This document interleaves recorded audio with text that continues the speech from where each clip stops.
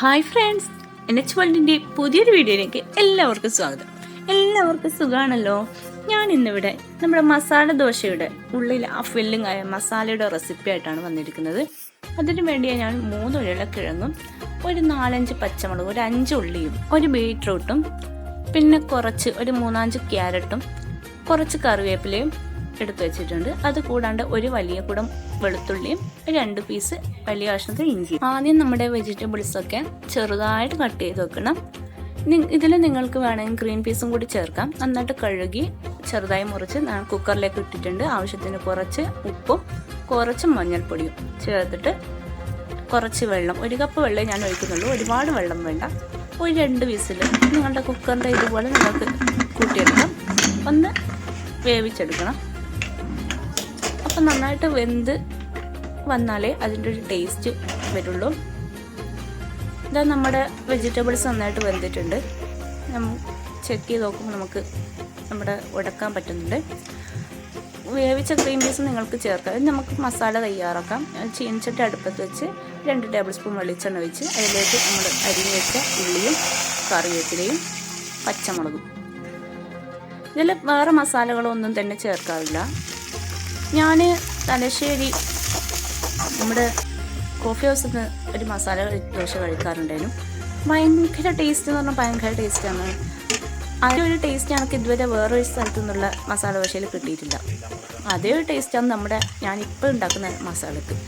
അപ്പം നമ്മുടെ ഉള്ളി നന്നായിട്ടൊന്ന് വഴണ്ടി വന്നിട്ടുണ്ട്. അതിലേക്ക് ഇഞ്ചിയും വെളുത്തുള്ളിയും നന്നായിട്ട് വാടി വരണം. അതിൻ്റെ പച്ചച്ചുവയ്ക്ക് മാറി നന്നായിട്ട് വേറെ മസാലകൾ ഒന്നും തന്നെ വേണ്ട. വളരെ എളുപ്പം തയ്യാറാക്കാൻ പറ്റുന്ന ഒരു അടിപൊളി മസാലയാണ്. അപ്പോൾ ഒന്ന് അടച്ചു വെച്ചാൽ പെട്ടെന്ന് ഒന്ന് വാടിക്കിട്ടും ചെയ്യും. അതിലേക്ക് ഞാൻ 1 ടേബിൾ സ്പൂൺ മഞ്ഞൾപ്പൊടി ചേർക്കുന്നുണ്ട്. മഞ്ഞൾപ്പൊടിയും കൂടി ചേർത്ത് കൊടുത്തിട്ട് നന്നായിട്ടൊന്ന് വഴറ്റിയെടുക്കണം. ആ ഉള്ളിയൊക്കെ വാടി അതിൻ്റെ പച്ചച്ചുവയൊക്കെ മഞ്ഞളുടെയൊക്കെ പച്ചച്ചുവ മാറി ഒന്ന് വഴണ്ടി വരണം. വീണ്ടും ഒന്ന് അടച്ചു വേവിക്കാം. നമ്മുടെ ഉള്ളി നന്നായിട്ട് വാടിക്കഴിഞ്ഞ് നമ്മുടെ പച്ചക്കറികൾ വേവിച്ച് വെച്ച പച്ചക്കറി ഞാനതിലേക്ക് ചേർത്ത് കൊടുത്തിട്ടുണ്ട്. അതുകൂടി നന്നായിട്ടൊന്ന് മിക്സ് ചെയ്യാം. ഈ സമയത്ത് നിങ്ങൾക്ക് ഉപ്പ് നോക്കിയിട്ട് ആവശ്യത്തിന് ചേർത്ത് കൊടുക്കാം. ഞാനിവിടെ 1 ടേബിൾ സ്പൂൺ കുരുമുളക് പൊടി ചേർക്കുന്നുണ്ട്. പിന്നെ ഒരു 1/4 ടീസ്പൂൺ ഗരം മസാലയും. നിങ്ങളുടെ ഇഷ്ടത്തിനനുസരിച്ച് കൂട്ട് കുറക്കുകയൊക്കെ ചെയ്യാം.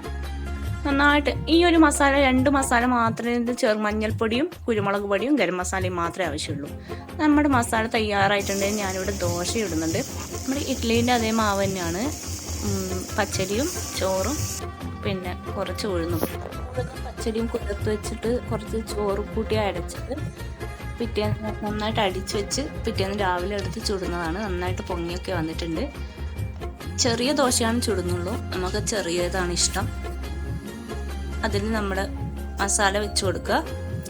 ഇതിൻ്റെ കൂടെ സാമ്പാറും ഒരു ചട്നിയും കൂടി ഉണ്ടെങ്കിൽ കെങ്കേമായി പിന്നൊന്നും വേണ്ട. വളരെ ടേസ്റ്റി ആയിട്ടുള്ള അടിപൊളി മസാല ദോശ തന്നെയാണ്. നിങ്ങളെല്ലാവരും ദോശയ്ക്ക് ഇതുപോലെ ഒന്ന് മസാല തയ്യാറാക്കി നോക്കണം. അപ്പം നിങ്ങൾ തയ്യാറാക്കി നോക്കിയിട്ട് നിങ്ങളുടെ അഭിപ്രായങ്ങളും നിർദ്ദേശങ്ങളും കമൻറ്റ് ബോക്സിൽ അറിയിക്കണം.